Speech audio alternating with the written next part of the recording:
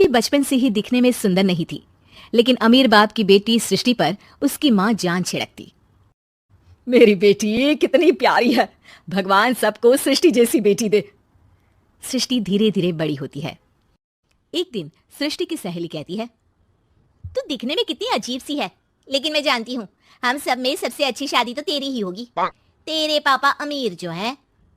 और बता नहीं सकते यार, दहेज तो हर कोई देता है, ये क्या ज्यादा ले जाएगी अपने पति के लिए? अरे बड़े शहर में कोठी है इसके पापा की। अरे पापा की है ना, कौन सी इसकी है? इसकी होती तब तो कोई भी लड़का इससे शादी कर लेता। अरे पापा की मतलब पापा की है तो मेरी ही है ना? किसने कहा? अब तेरी तो तब होगी ना जब तेरा भाई ना हो। वैसे भी शादी के बाद सारी प्रॉपर्टी भाई के नाम होती है।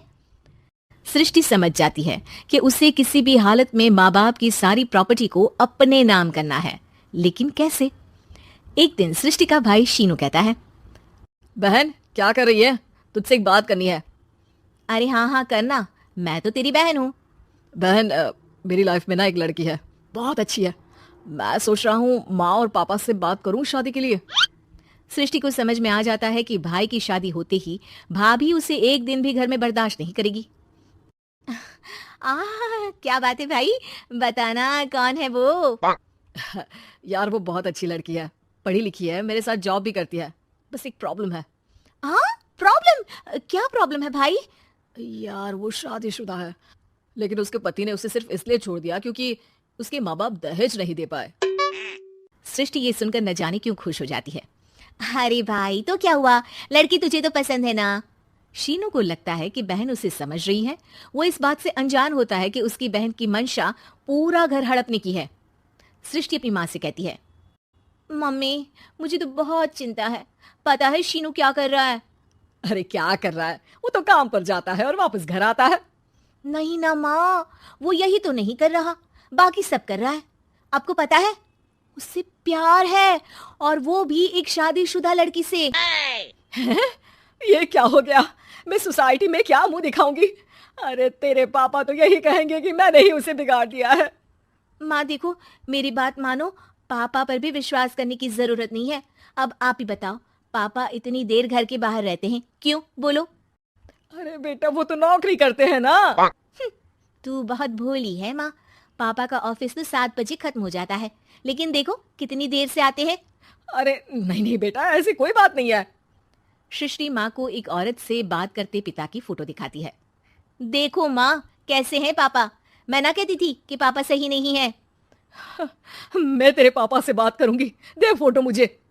ओ माँ, वो तो डिलीट हो गई। लेकिन चल, तूने तो देख लिया ना, पापा से बाद में बात कर लेना। और हाँ, मेरा नाम बिल्कुल मत लेना। हाँ माँ।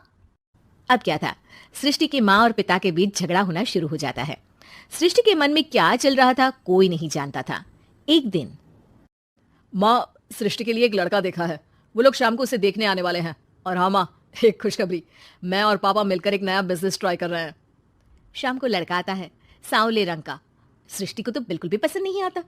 लड़की की माँ कहती है, लड़की का चेहरा तो कोई खास नहीं, लेकिन अगर मेरे बेटे को आप लोग सेटल कर दें तो मैं उसकी शादी आपकी बेटी से करवा दूं। सृष्टि को लड़का बिल्कुल पसंद नहीं था। उसे भाई पर गुस्सा आ जाता है।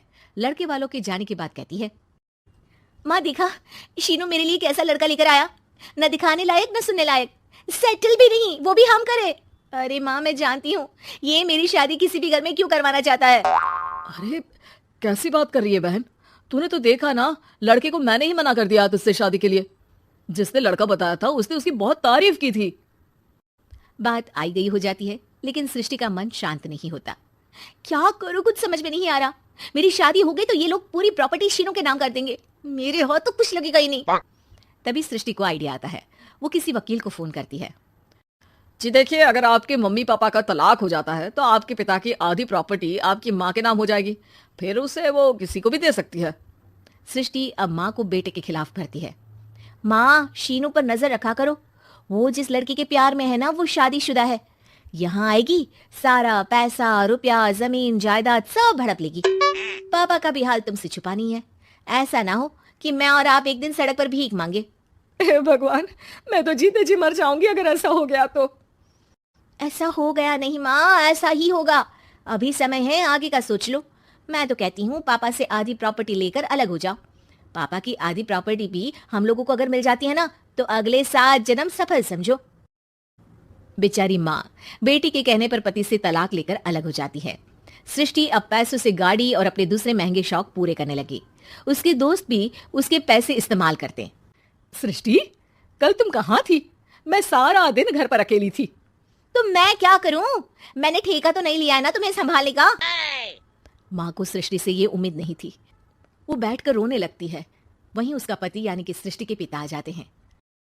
मैं जानता था कि तुम्हारा यही हाल होगा, तो आपने मुझे रोका क्यों नहीं? मैं रोकता तो तुम रुकती क्या? सृष्टि के कहने पर तुमने मुझ पर अपने बेटे पर शक किया, लेकिन तुम ये भूल गई कि कैसे हम दोनों ने मिलकर जीवन में इतना सब खड़ा किया। माँ पति के गले लग जाती है। मुझे माफ कर दीजिए, मैंने आपकी कमाई का एक बड़ा हिस्सा गवा दिया।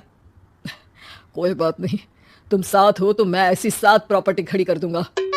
तभी वहां सृष्टि आ जाती है रोते हुए। माँ, मयंक ने मुझे छोड़ दिया। वो बोल रहा था जब तक मेरे पास पैसे थे तब तक ही वो मेरे साथ था। पापा, माँ, मुझे माफ कर दीजिए।